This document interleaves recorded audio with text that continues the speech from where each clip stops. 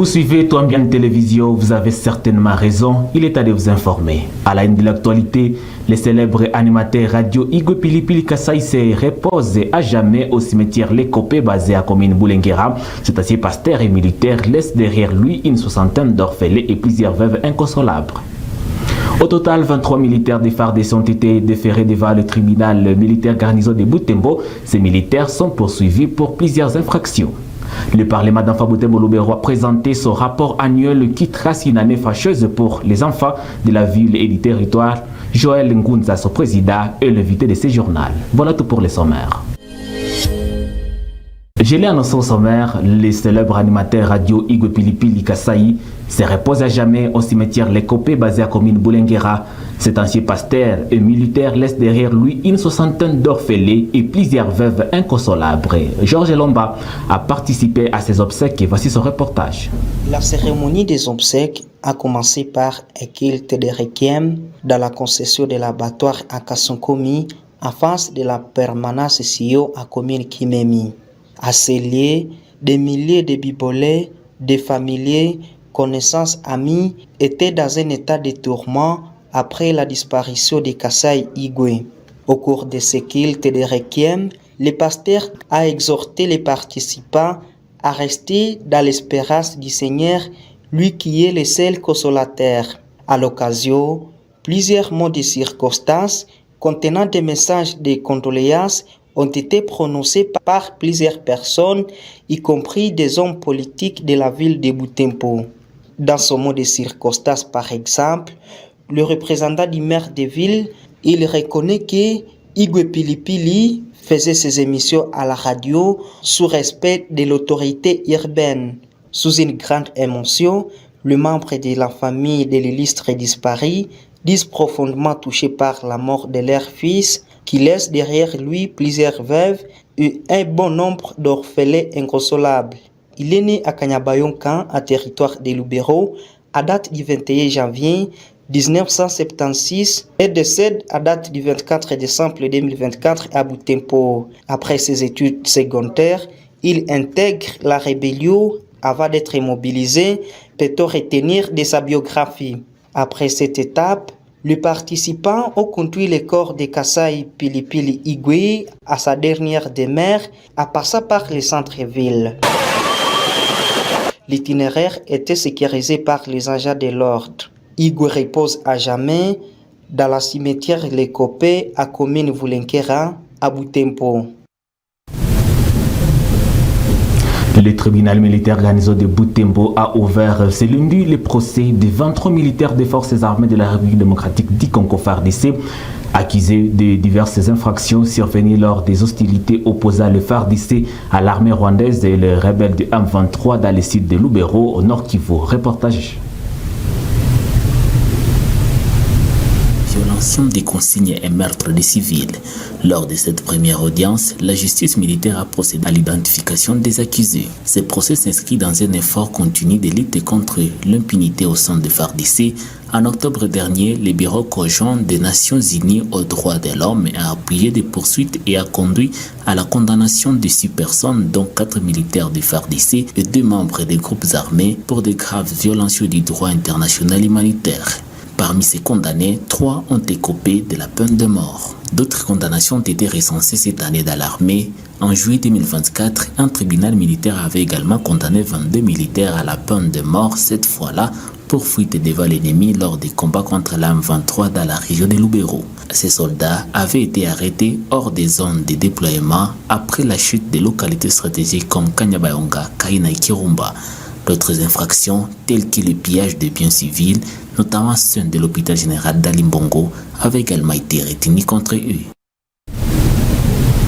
Un déplacement massif est signalé ce lundi 30 décembre 2024, comme vous pouvez le voir dans ces images, à Mangorojipa, dans le secteur de Bapéran, territoire de Lubero.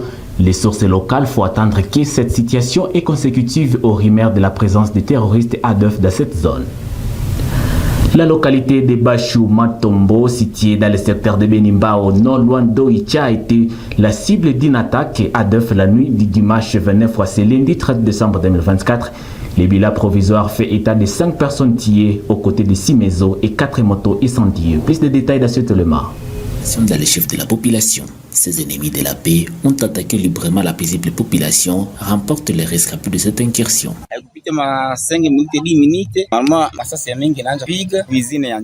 Ça faisait 5 à 10 minutes, nous avons commencé à auditionner des coups de balle à l'usine d'Ndjangi. Les gens ont pris fuite. Quelques minutes après, on est venu avec un jeune déjà atteint par balle. Il y avait même un sourd-muet qui a été aussi atteint par des coups de balle. Nous appelons les dirigeants de veiller sur la population ici. Je travaille au moulin. En arrivant juste au moulin, j'ai aperçu des personnes et ces personnes-là étaient des ADF NALU. Je me disais les poursuivre et directement ils m'ont tiré des balles. J'ai même cédé la moto. Je n'ai même pas écouté leur lagage. C'est le deuxième coup de balle qui m'a atteint et j'ai directement pris fuite. Ils ont tenté de me poursuivre mais en vain. Une personne a été calcinée à l'intérieur. Une maman aussi vient de mourir. Moi-même chez moi, ma maison a été incendiée et toutes choses à l'intérieur. Et même chez mes voisins, ils étaient en train d'appeler même les voisins de venir vers eux. Mais les voisins ont pris fuite.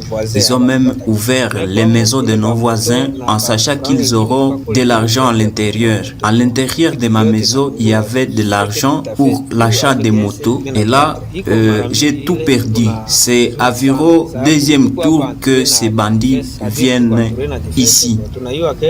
Alors que nous sommes entourés des cas militaires, mais personne n'est venu à notre secours. Pour sa part, Philippe Mouzaliwa, alors président de la société civile locale, plaide pour le renforcement de l'effectif militaire dans ces villages. Nous appelons encore une fois le gouvernement de vivre tout ce qu'ils nous ont promis sous les drapeaux de la République démocratique du Congo, d'accepter de verser leur sang à cause de la protection de la population, qu'ils renforcent toutes les positions militaires de Matombo pour que la population ait encore une fois l'espoir de vivre encore dans cette contrée. Et ce que nous appelons à la population, c'est que ça, c'est notre terre. Nous ne devons pas avoir peur de notre terre. Nous n'allons pas céder cette terre. Nous allons rester dans les villages. Et quand nous en dirons comme ça, nous voulons assez que le gouvernement voie notre manière de vivre.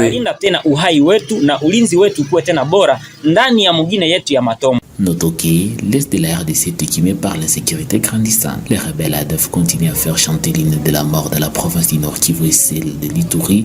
De l'autre côté, les rebelles du M23 occupent une partie du pays, occasionnant des violences contre l'humanité. Un dilemme pour la population victime qui manque à quel sens s'évouer. Place à l'invité, mesdames et messieurs, le Parlement d'Anfaboutembo-Lubero a présenté son rapport annuel qui trace une année fâcheuse pour les enfants de la ville et du territoire, de l'enrôlement massif aux groupes armés, à passer par les cas de Pandesio, disons les cas de Pandezo et les violations des droits des enfants. Un tableau sombre est peint par cet instructeur infantile pour l'année 2024. Joël Ngunza, son président, est l'invité de ce journal. Suivez. Bonjour, monsieur le président du Parlement d'enfants. Bonjour, merci. Oui, nous avons attendu que vous avez effectué votre rapport annuel. Qu'est-ce que nous pouvons savoir de ces rapports? Voilà, merci beaucoup. Sinon, en fait, ces rapports que nous avons publiés, c'est un rapport qui porte les activités qu'a réalisé le Parlement d'enfants, mais spécifiquement la situation de la protection des enfants en ville de Butembo. Dans ces rapports, nous avons présenté combien de fois la question des recrutements des enfants dans les forces armées, la présence massive des déplacés également, donc les enfants, et les questions éducatives avec la grève des enseignants qui est passée. Donc nous avons présenté combien de fois sont des problèmes majeurs et qui ont fait à ce que la protection des enfants ne soit pas effective en ville de Butembo comme en territoire de Lubero. Dans ces rapports, nous avons aussi adressé les recommandations, en fait, vu toutes ces situations que les enfants de la ville de Butembo et du territoire de Lubero ont traversé, surtout occasionnées par la guerre, parce que c'est celui qui est à la base des crises économiques, des exploitations sexuelles et tout autre genre. Nous avons dressé des recommandations et surtout, nous avons rappelé à nos autorités politico-administratives qui sont les moteurs. En fait, si nous leur avons rappelé, que cette guerre qui se fait ici chez nous doit se terminer. Si on veut voir les enfants du Nord Kivu, de la ville de Butembo, du territoire de Lubero, jouir de leur droit, que cette guerre soit terminée. Nous avons montré combien de fois cette guerre doit finir pour limiter toutes ces conséquences qui sont liées à cette guerre. Chers parents, vous devez continuer à être vigilants vers vos enfants, envie de les épargner des dangers, des conséquences qui arrivent aux enfants lorsqu'ils ne sont pas accompagnés dans ce sens-là. Alors, c'est là que nous avons donné les exemples des cas des enfants qui se sont bandits. Nous avons enregistré des cas des enfants qui se sont bandits dans différentes circonstances et dont l'un avait 9 ans et un autre 14 ans. Il y a eu également un enfant ongle qui a empoisonné son neveu et c'est tous ces cas-là qui nous ont amenés à dire que les parents ont ce devoir de chaque fois contrôler tout mouvement à la maison. Et également aux enfants eux-mêmes d'être prudents, d'être sérieux et curieux, de ne pas faire n'importe quoi, savoir qu'est-ce qui est mon devoir, qu'est-ce que je dois faire et qu'est-ce qui m'est demandé à faire. Merci beaucoup, Monsieur le Président du Parlement d'Afrique. C'est nous qui vous remercions. Fin d'actualité sur Touambian Télévision, mesdames et messieurs. Merci de l'avoir suivi. On se retrouve à la prochaine.